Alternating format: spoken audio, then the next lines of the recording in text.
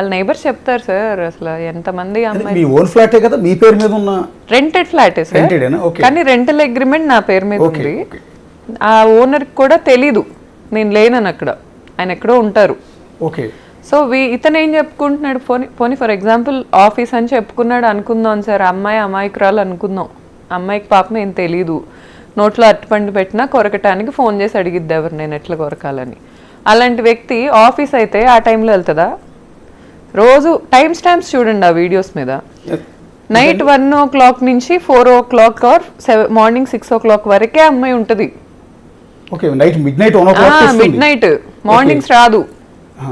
ఒకవేళ మార్నింగ్ ఆ అమ్మాయిని పంపించాలి అంటే, ఒకవేళ వీళ్ళిద్దరు పడుకొని లేట్ నైట్, ఒకవేళ అమ్మాయి 7, 8 ఆ టైంకి లెగిస్తే ఒక అసిస్టెంట్ నుంచి పంపిస్తాడు. అమ్మాయి ఎవరికి సెలబ్రిటీ కదా, కనిపించకుండా ఇలా మొహాలు ముక్కులు ఇలా అనుకుంటా వెళ్తా ఉంటుంది. ఈ అమ్మాయి ఓపెన్ గా నా పేరు మీద ఉన్న ఫ్లాట్, అగ్రిమెంట్ ఉన్న ఫ్లాట్ కి ట్రెస్ పాస్ చేసింది అనాలి నేను. నా రైట్ లేకుండా అర్ధరాత్రులు వచ్చి నా హస్బెండ్ తో ఉంటానికి తను ఎవరు?